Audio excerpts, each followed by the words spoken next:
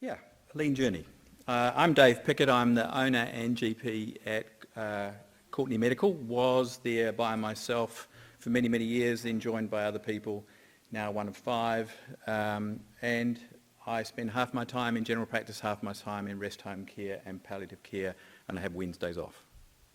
So that's my week. So we're going to rattle through some slides here. First I want to start with a lean journey. So we're going to kind of start with understanding both sides of the equation. I'm standing here, I've got some ideas in my head. You guys are sitting there saying, well, what does he mean? It's 3 words, a picture, and a whole lot of scribble.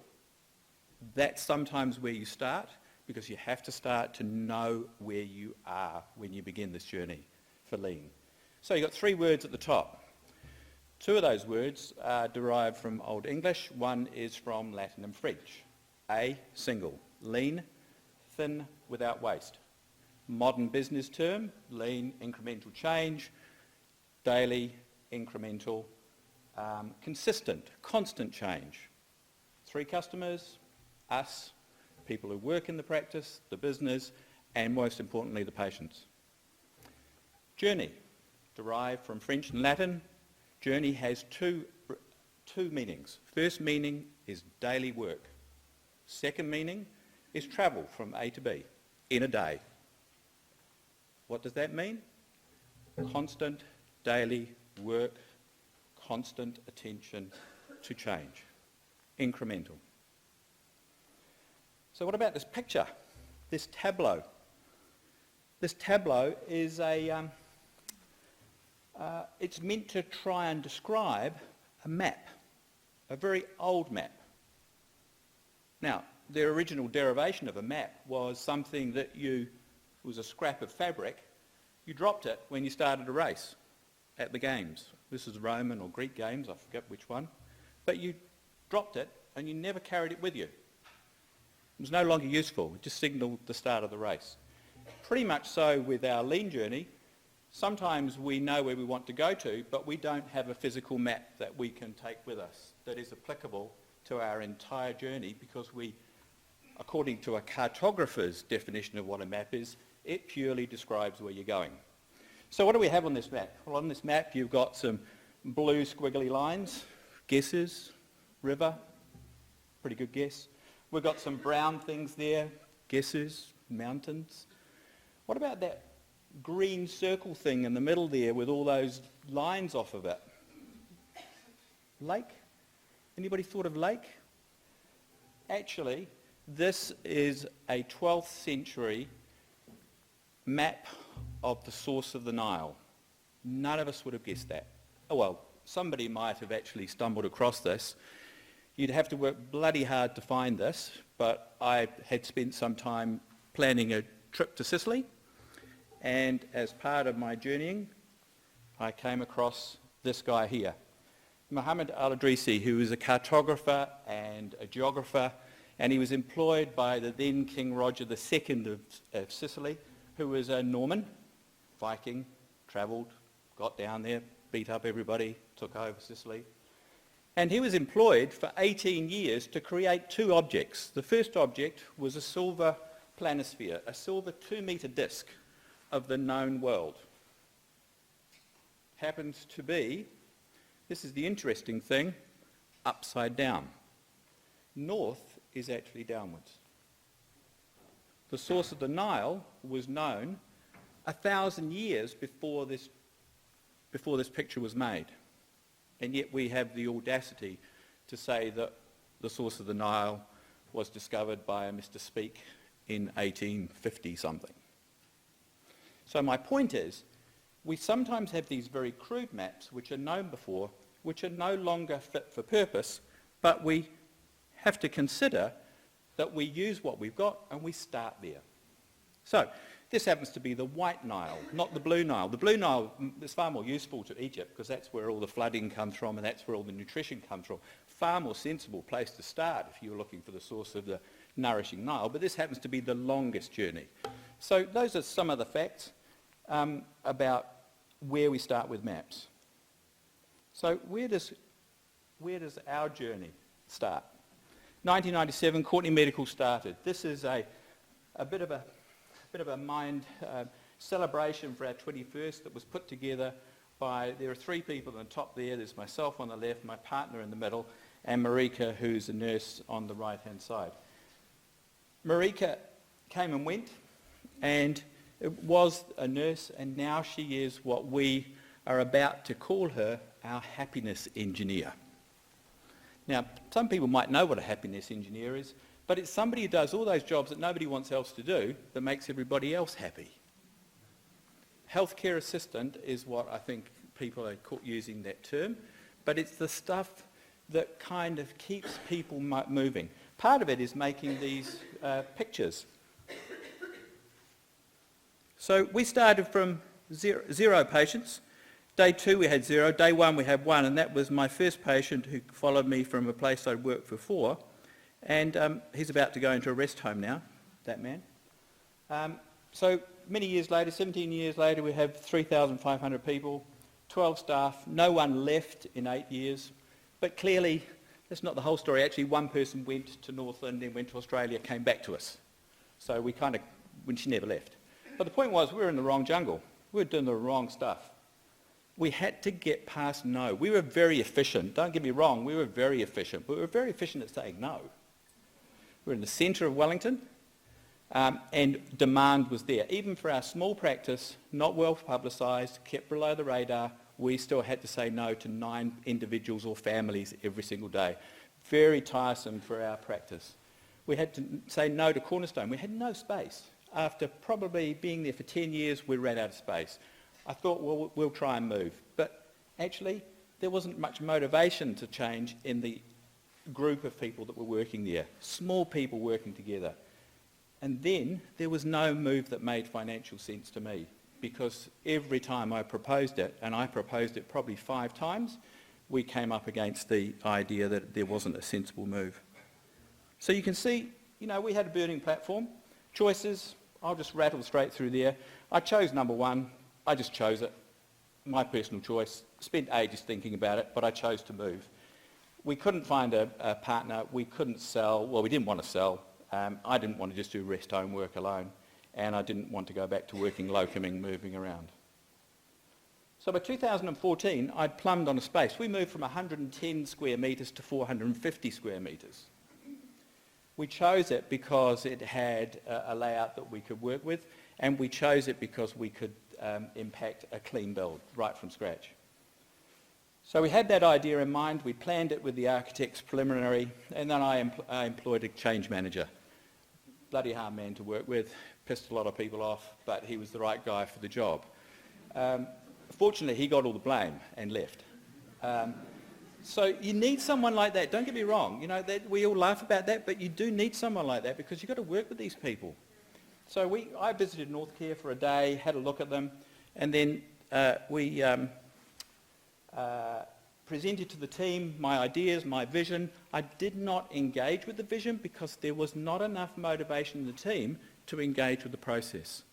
They wanted to trust what I had to come up with in order for them to make the individual choice whether what I had to offer was useful to them. Somewhat different to some of the other approaches because they were bigger teams. Ours was small, and quite a small family with a lot of obstacles. So we tried to workshop a new model of care. Abject failure. We spent a lot of effort on that. We tried to look at new technology. Not there yet. Still not quite there for us. So many years later. And we set up a business plan, and then we just ploughed into change and trusted. We had 8 months to build. We had 8 months to move. So what did we do? We had a subcommittee. We had a moving team. We chose the people who could engage clearly with change. We looked at all our options. And the people who couldn't face that, we kept as our business as usual because they were really good at that. We had the 5 people who are on the moving team are still at Courtney Medical today. I've just thought of that earlier on today. And it's quite astonishing how the people who could engage with change made that choice. The people who didn't want to engage with the change, even though when asked, they could see that there was something in it for them, as it revealed itself, as the map revealed itself, they chose to disengage.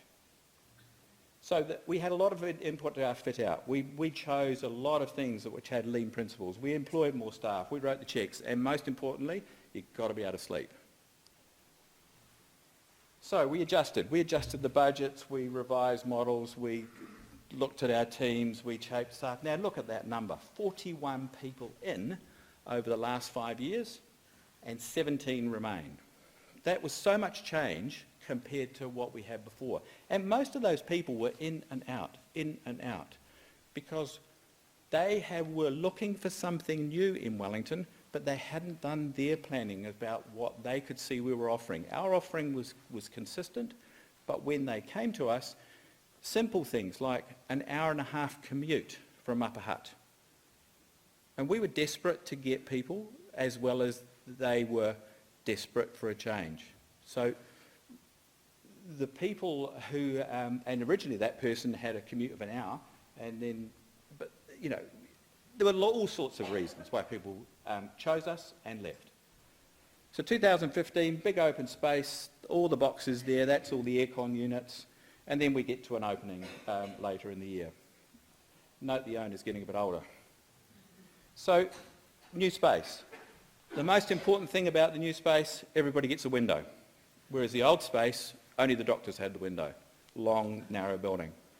We leaned it. We had the idea that we were going to out the back office, put the telephones. We had the front office space, which we could cleave off that little corner in the back there. We can make that into a room at a later stage. We didn't want to fit it out yet. So we just kept it as a funny shape thing. And we had the same architect we had worked with before, so we kind of liked the look of the place. We already 5S'd it. We did 5S before we started, so we knew we were going to have a nice standard layout, and we chose some gear that we liked. We had the drawers were all set out before we even moved. That was part of the moving team. The nurses had all their stuff photographed for each of the drawers. We leaned that, and we've kept it tidy and clean ever since. So we did that right from the get-go. This little project, we had one little space in the nurses' area which we didn't know how to fit, how to resolve it, so we didn't put anything in. We left it unresolved, and we invited the nurses to resolve it. Very simple project. What do you want there? Do you want cupboards? Do you want shelves? And actually they decided they just wanted a stainless steel bench, trolleys underneath, as a lot of places do, and then they just kept it as simple as they could for themselves. So we then put that in 6 months later. Same goes for the waiting room. We didn't put anything on the walls first. The only thing we put on relatively early was the big piece of art which was in a counsellor's room before, my partner's room, digitalised PHAR with all its tides, and then the other spaces where people could put brochures and everything, we didn't have any of that. We invited the reception and the nurses to get together and say, well, you might think that's a very simple thing that you could just put up, but we wanted them to actually tell us how much they wanted to put on the wall. And there's another bigger one at the lobby where the lifts are. So we did this pretty much straight after we arrived. Kaizen came to us and had 2 sessions with us, and we did some pretty simple thing. We redefined 5S, and we did this problem solving. And a lot of people know that. We had huddles right from the get-go. Small screen, we've now got a much bigger screen. We originally had it in our tea room. We decided that was a mistake. We put it down near the clinical in our offstage room, and we've got a much bigger screen so we can all see with our glasses. And actually having more people on the same screen. Huddles, I think, define our mistakes as we went along. The huddles, originally people were quite quiet, didn't engage with the process, because as stated before, it was my vision that we were trying to sell to the people that were working there. Gradually, one by one, people engaged, had their eyes up, and actually could see the benefits of the huddle. And over the next year, it took a long time, the huddles daily hung in there. But the flux of people coming and going meant that the route map actually got a little bit diluted. So we had to retreat from the huddles because people were struggling with the benefits of it. So we're getting to the point of what tool could you get engagement? And one of the simplest tools we thought of was these reportable event forms from Compass. And actually, What it was our own little root cause analysis, our own little problem solving. And so we raised people's choices around this for any situation they did not feel okay. Any situation. And we would learn something from it. I added up the other day, we've got 121 of these over the last 5 years. We've learned from every one of them. And we can show the working of improving to our staff from this. And we think that's one of the key tools that actually raise the awareness. Visual management. From the get-go, we had whiteboards everywhere. We had the practice managers boards, we had the meeting boards, and we had the social board. Those boards have evolved. I mean, these photographs are now probably 6 months to a year old in certain situations, and they change. And they display what we need to display. The one on the left there is the practice manager's workflow, and she's changed on the right-hand side how she displays her own work. The one on the top right there is a doctor's meeting from several months ago, and some of the agenda items, we just photograph it and move on. One of the key things that we're working with is to move from work in progress to just solving stuff. And that's a challenge too, because often there is a lot of stuff that comes up for people. So this is a sentinel movement here. About 18 months ago, Joe came and joined us, and we were climbing up the left-hand side of this, the old model. Changed the culture, changed behaviours, because what we're doing, we were a family, we were succeeding, but we were doing the wrong stuff. And Dave thought, we could change the culture, we can kind of do that. We've got the culture, we've got the values, and we'll change what we do. We discovered, to our chagrin, that we were doing this completely wrong. And so when we got more embedded with Lean, which was only about 18 months ago, much more embedded with the facilitator, we realised if we could actually change what we do, that would stake a stake in the ground and describe our values and then define our culture. So this is our journey over the last 4 or 5 years. And various people have come and gone. We've had various ups and downs. We're probably past the gradual acceptance and we're moving forward. It's taken a while because of the disruption of the change. And I think don't underestimate the unexpected consequence of large disruption. Incremental change is actually probably more acceptable to most, whereas large disruptions like changing the way you work is quite a challenge. This is the other key tool, which was the big change about 18 months ago when we got to Lean. One-page lessons. We had these, but we didn't have words and pictures. Just like my first slide, words at the top, picture underneath. We now have a one-page lesson. Some of them go into 2 pages, because they're a long process. On the left is the writing, clear instructions, far less verbal than what we did before, and then some pictures to describe how it should look like. So anybody who's learning this job can keep referring to this. We've got 39 of these so far. Value stream mapping.